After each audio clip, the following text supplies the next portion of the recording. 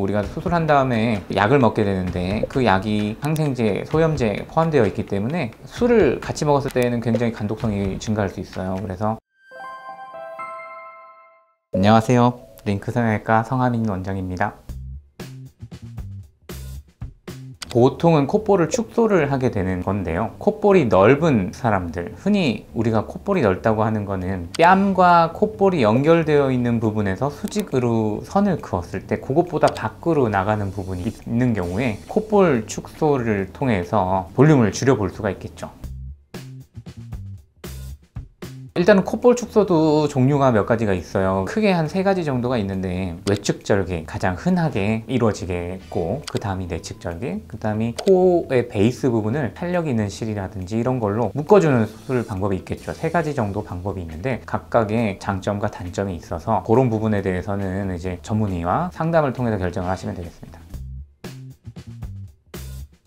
수술 시간이 대략적으로는 30분 안쪽으로 해결이 되겠죠. 그런데 양쪽을 같이 해야 되는 수술이기 때문에 대칭을 맞춰야 되고, 콧볼의 사이즈라든지 콧구멍의 크기 이런 걸 맞춰야 되기 때문에 똑같은 양을 잘라낸다고 하더라도 고정하는 부위에 따라서 양쪽의 모양이 달라지거나 크기가 달라질 수 있기 때문에 미세한 조정을 하는 시간이 얼마나 더 걸리냐에 따라서 30분보다 더 걸리냐 덜 걸리냐 이런 거가 결정이 될 수 있겠습니다.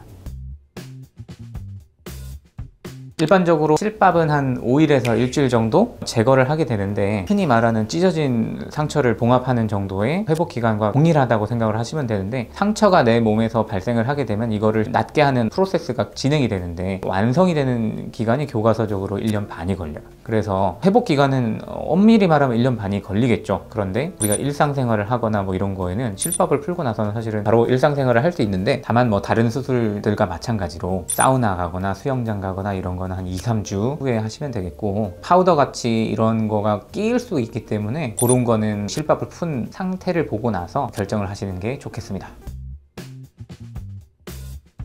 음주와 흡연은 수술 후에 웬만하면 안 하는 게 좋겠죠. 한 달 정도는. 특히 흡연 같은 경우에는 말초혈관을 수축시킬 수가 있어요. 그러면 운드가 힐링되는 과정에서 가장 중요한 게 혈액 공급이거든요. 특히 코 같은 경우에는 우리 인체 말단 부위란 말이죠. 그렇다면 더더욱 혈액 공급이 좋지 않은 부위에 해당되기 때문에 되도록이면 한 달 이상은, 그 이상이라도 흡연을 안 해주시는 게 좋겠죠. 음주 같은 경우에도 간에 또 무리한 영향을 줄 수가 있고, 우리가 수술한 다음에 약을 먹게 되는데 그 약이 항생제, 소염제 포함되어 있기 때문에 술을 같이 먹었을 때는 굉장히 간독성이 증가할 수 있어요. 그래서 음주도 되도록이면 삼가해 주시는 게 좋겠습니다. 콧볼 축소는 사실 코 주변 부위가 많이 안 움직이면 되는 거거든요. 헬스를 하더라도 얼굴이 가만히 무표정인 상태에서 충분히 하실 수 있어요. 근데 수술하고 나서는 상처 부위에 되도록이면 물이 안 들어가는 게 좋기 때문에 땀이 난 다음에는 또 샤워를 해야 될 테고, 그래서 그런 부분을 해결할 수 있다면 큰 문제가 없으실 거예요. 근데 입 주위를 굉장히 많이 움직이는 거는 좋지 않습니다. 예를 들면 습관적으로 인중을 길게 늘리려고 하는 습관이 있으신 분들, 많이 웃으시는 분들, 그런 분들은 상처가 낫는 과정을 방해할 수 있기 때문에, 그리고 흉터가 커질 수 있기 때문에 입 주변의 근육들이 많이 움직이지 않도록 조심해 주시는 게 좋겠습니다.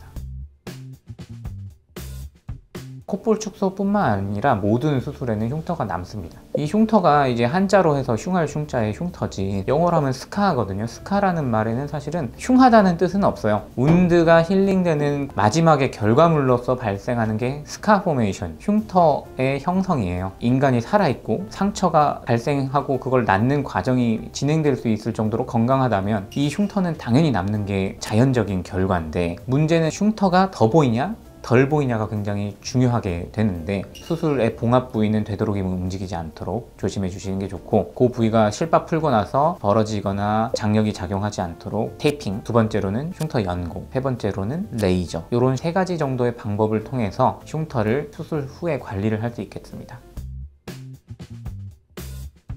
콧볼 축소를 너무 무리하게 했다면 코끝의 상태에 따라서 좀 낮아질 수도 있겠죠. 비중격 영장술이라든지 이런 튼튼한 기둥을 세우지 않은 상태에서 콧볼을 무리하게 잘라냈을 경우에는 모자라는 연조직들을 당겨서 꼬매게 되면 코끝이 내려갈 수가 있겠죠. 그래서 아까도 말씀드린 것처럼 수술을 시행할 때 콧볼 축소 같은 경우에는 보존적으로 가장 자연스러운 수술 결과를 추구하는 것이 좋겠습니다.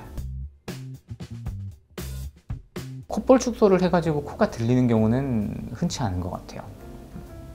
콧볼 축소를 하고 코가 들리는 게 아니라 오히려 우리가 흔히 말하는 들창코, 짧은 코 같은 경우에는 콧구멍이 자체가 벽면에서 봤을 때 크게 보이는 경우가 많이 있는데, 콧볼 축소를 이제 내측 절개까지 같이 하게 된다면 콧구멍의 둘레 자체가 작아지기 때문에 정면에서 봤을 때 보이는 콧구멍의 면적이 좁아지겠죠. 그러면 오히려 들린 코가 조금 더 완화가 돼 보일 수 있겠습니다.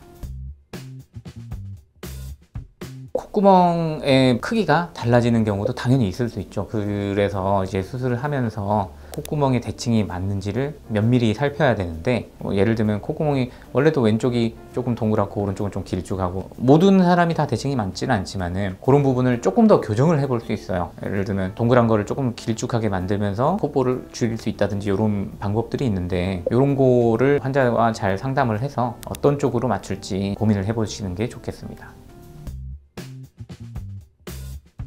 일단은 잘라내버렸기 때문에 흉터가 많이 넓어지지 않는다면 콧볼이 넓어지는 경우는 없어요. 오히려 코끝이 떨어지면서 넓어질 수는 있겠죠. 코끝과 콧볼의 관계를 약간 뭐 텐트 같이 생각을 해보시면, 텐트의 폴대 자체가 낮아지면 천막이 좀 펑퍼짐해질 수 있겠죠. 코끝의 높이가 변하지 않는다면 콧볼이 다시 생기거나 그런 건 아닙니다. 그런데 해골을 생각해 보시면 콧볼을 지지하고 있는 이 팔자 부분, 코가 얹혀져 있는 그 양쪽에 있는 부분의 볼륨이 줄어들게 되면 팔자가 깊어지게 되죠. 그러면은 콧볼이 붙어 있는 부분이 내려가다 보니까는 이 콧볼의 모양의 변화가 생길 수는 있겠죠.